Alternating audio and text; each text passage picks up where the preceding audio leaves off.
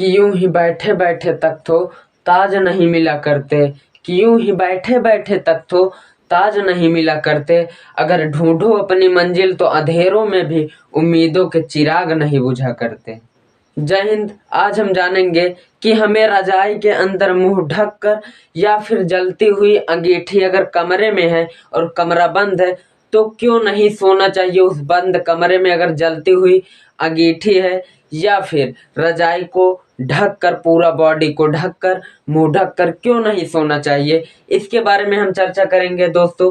तो देखिए, आइए स्टार्ट करते हैं हम अपने आज के वीडियो को। अगर वीडियो पसंद आए तो एकदम लास्ट में लाइक जरूर कीजिएगा, और अगर आप चैनल पर नए हैं तो चैनल को सब्सक्राइब जरूर कर लीजिएगा, ताकि आपको इस चैनल से कुछ ना कुछ बेसिक ज्ञान मिलता रहे। आप सब बहुत लोग के मुंह से सुने होंगे कि बउआ रजाई में मुंह ढक कर मत सो, क्योंकि उसमें सांस फूलने लगती है। सुना है? देखिए, रजाई के अंदर मुंह ढक कर क्यों नहीं सोना चाहिए और जलती अंगीठी। पहला नंबर, आप सब ये सोच रहे होंगे कि रजाई तो समझ में आ रही है, लेकिन अंगीठी क्या है, अंगीठी का तात्पर्य क्या है, इसको समझिए। देखिए, अंगीठी हमने क्यों बोला, देखिए अंगीठी मतलब पहले आप देखे होंगे, आज के समय में तो नहीं, क्योंकि आज के समय में लोग एलपीजी पे खाना उना बना लेते हैं वीआईपी से, ठीक है, उसका कोई दिक्कत नहीं। और ठंडी उंडी में जैसे ठंड लगती है, लोग को गलन फील आता है, तो क्या करते हैं, आग जला लेते हैं बैठ के, एकदम से कैया कैया हाथ के कर लेते वीआईपी। लेकिन पहले के समय में ऐसा नहीं था, ये हाथ सेकने का जुगाड़ तो पहले भी लोग ऐसे करते थे, इसका बात अलग है। लेकिन पहले के समय में ना एलपीजी उपलब्ध नहीं था, तो लोग क्या काम करते थे, एक आता था सिकड़ी, सिकड़ी सिकड़ी आपने नाम सुना होगा। इसमें क्या काम रहता है, सिकड़ी पहले ये चित्र ऐसा नहीं रहता, वो थोड़ा और मॉडलिंग रहता है, इधर से पकड़ने वाला रहता है एकदम वीआईपी। और उसमें से क्या, इसमें आप भूसी भरिए, जो धान का छिलका होता है उसको भरिए, या फिर लकड़ी का बुरादा भरिए इसमें। उसके बाद इसको जलाते थे तो अच्छा खासा आग बहुत देर तक रहती थी, जिससे इस पे भोजन भी पका लेते थे, और इस पे ठंड में हाथ सेकने के लिए भी उपयोग करते थे।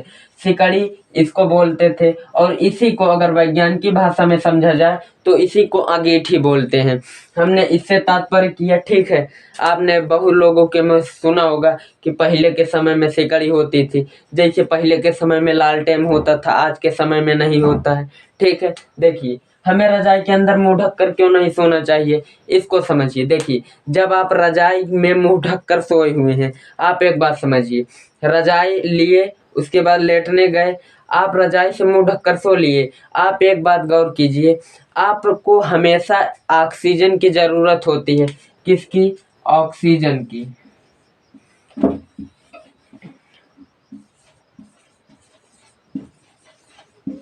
ऑक्सीजन की आपको हरदमे जरूरत होती है ना।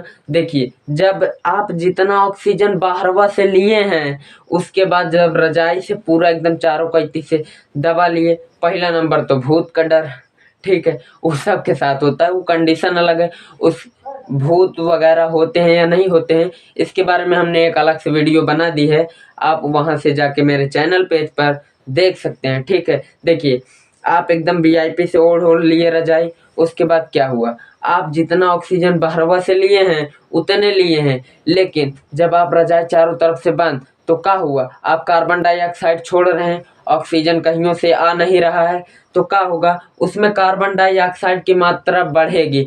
तो आप क्या बोलेंगे, ऐसा रजाई ओढ़ने पे एकदम गर्माहट फील हो रही।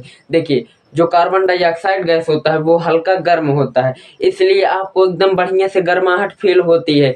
लेकिन अगर आप मुंह ढके हुए हैं रजाई में, तो क्या होगा, उसमें कार्बन डाइऑक्साइड की मात्रा बढ़ रही है और ऑक्सीजन कम हो रहा है, क्योंकि जितना ऑक्सीजन आपने बाहर से लिया था उतना ही है। इसलिए अगर आप, जब आपको थोड़ा घुटन महसूस होने लगेगा ना, तब अगर आप मुंह नहीं खोलते हैं तो आपका जान भी जा सकता है, या बॉडी पे कुछ बैड इफेक्ट भी पड़ सकता है।